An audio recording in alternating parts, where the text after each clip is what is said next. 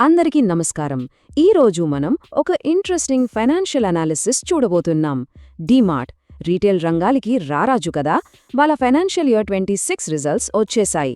కానీ ఈ నంబర్స్ చూసి మార్కెట్ అంతా ఒకటే కన్ఫ్యూజన్. డీమార్ట్ తన పవర్ కోల్పోతుందా, లేక ఏదైనా మ్యాసివ్ రికార్డ్ బ్రేక్ చేయడానికి సైలెంట్గా గ్రౌండ్ వర్క్ చేస్తోందా? సో ఈ ఎక్స్ప్లెనేటర్లో ఈ నంబర్స్ వెనుకున్న అసలు కథ ఏంటో మనం డీకోడ్ చేద్దాం. మనం కవర్ చేయబోయే టాపిక్స్ ఒకసారి చూస్తే, ముందుగా పెరిగిన ఆదాయం, తగ్గిన లాభాల గురించి మాట్లాడుకుందాం. ఆ తర్వాత సడన్గా వచ్చిన షార్ట్ టర్మ్ అప్పు, అలాగే భారీ సిడబ్ల్యూఐపి ఎక్స్పాన్షన్ స్ట్రాటజీ. ఆపై జెప్టో లాంటి క్విక్ కామర్స్ యాప్స్తో పోటీ ఎలా ఉండబోతోంది. అండ్ ఫైనల్గా ఈ FY26 రిజల్ట్స్పై తీర్పేంటి అనేది చూద్దాం. Let's jump in. ముందుగా అందరినీ ఆశ్చర్యపరుస్తున్న ఆ గ్రోత్ పారాడాక్స్ ఏంటో చూద్దాం. ఆదాయం పెరుగుతోంది, కానీ లాభాలు తగ్గుతున్నాయి. ఇదేంటో డీటెయిల్డ్గా అర్థం చేసుకుందాం. ఇక్కడ నంబర్స్ గమనిస్తే ఒక ఇంట్రెస్టింగ్ కాంట్రడిక్షన్ కనిపిస్తుంది. ఇయర్ ఆన్ ఇయర్ రెవెన్యూ చూస్తే భలేగా 16% పెరిగి ఏకంగా 68,820 కోట్ల రూపాయలకు చేరుకుంది. వావ్ అనిపిస్తుంది కదా. కానీ క్వార్టర్ ఆన్ క్వార్టర్ లాభం చూస్తే మాత్రం షాకింగ్గా 23.3% పడిపోయింది. అంటే వ్యాపారం పెరుగుతోంది, కానీ ప్రాఫిట్స్ మాత్రం కిందికి జారుతున్నాయి. దీనికి తోడుగా ఆపరేటింగ్ మార్జిన్స్ కూడా దెబ్బతిన్నాయి. ఈ చార్ట్లో ఉన్నట్టుగా మార్జిన్స్ 8.08% నుండి 6.85%కి పడిపోయాయి. మార్కెట్ ఎక్స్పర్ట్స్ దీన్ని చూసి కాస్త కంగారు పడటం సహజమే.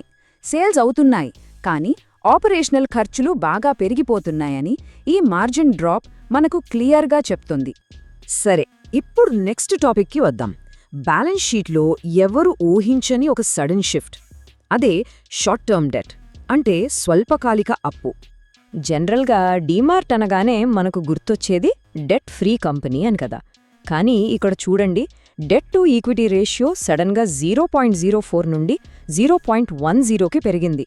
అప్పులు లేకుండా బిజినెస్ చేసే కంపెనీ సడన్గా అప్పుల రేషియోని డబుల్ కంటే ఎక్కువ ఎందుకు చేసినట్లు? మార్కెట్కి ఇది నిజంగా ఒక పెద్ద పజిల్లాగా మారింది. ఆ అప్పు ఎంతో తెలుసా? అక్షరాల 965 కోట్ల రూపాయలు. అవునండి, బ్యాలెన్స్ షీట్లో ఈసారి ఏకంగా 965 కోట్ల రూపాయల షార్ట్ టర్మ్ డెట్ కనిపిస్తోంది. లాభాలు తగ్గుతున్నాయి, అప్పులు పెరుగుతున్నాయి. ఇదంతా చూస్తుంటే అసలు డీమార్ట్లో ఏం జరుగుతోంది? పరిస్థితి ఏమన్నా చేజారుతోందా అనే డౌట్ రావడం ఖాయం. కాని కొంచెం ఆగండి. ఈ అప్పు దేనికోసం చేశారో తెలిస్తే మనం ఈ నంబర్ని చూసే కోణమే మారిపోతుంది. ఆ మిస్టరీ ఏంటంటే వాళ్ళ మ్యాసివ్ ఎక్స్పాన్షన్ స్ట్రాటజీ. ఇందాక మనం మాట్లాడుకున్న తగ్గిన మార్జిన్లకి ఈ కొత్త అప్పుకి అసలు లింక్ ఇక్కడే ఉంది. డీమార్ట్ తీసుకున్న ఈ అప్పు ఏదో నష్టాలను కవర్ చేయడానికి కాదు, అదంతా ఒక అగ్రెసివ్ గ్రోత్ ప్లాన్లో భాగం. వాళ్లు ఏకంగా 1299.96 కోట్ల రూపాయలను కన్స్ట్రక్షన్ వర్క్ ఇన్ ప్రోగ్రెస్ లేదా CWIP కింద పెట్టారు. అంటే దేశవ్యాప్తంగా కొత్త స్టోర్ల నిర్మాణం ఫుల్ స్పీడ్లో జరుగుతోందన్నమాట.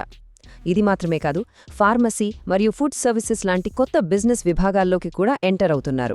ఈ కొత్త విభాగాలు లీడ్ చేయడానికి హితేష్ షా లాంటి ఎక్స్పీరియన్స్డ్ లీడర్ని చీఫ్ బిజినెస్ ఆఫీసర్గా రంగంలోకి దించారు.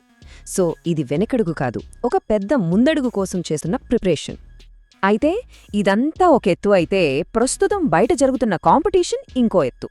అదే జెప్టో లాంటి క్విక్ కామర్స్ యాప్స్తో జరుగుతున్న వార్. ఈ రోజుల్లో సరుకులు 10 నిమిషాల్లో ఇంటికొచ్చేస్తున్నాయి కదా. జెప్టో లాంటి వాళ్ళ మెయిన్ స్ట్రెంగ్త్ ఆ స్పీడ్. కానీ డీమార్ట్ స్టైల్ వేరు. వాళ్ల కోర్ స్ట్రెంగ్త్ ఎప్పుడు కూడా తక్కువ ధర.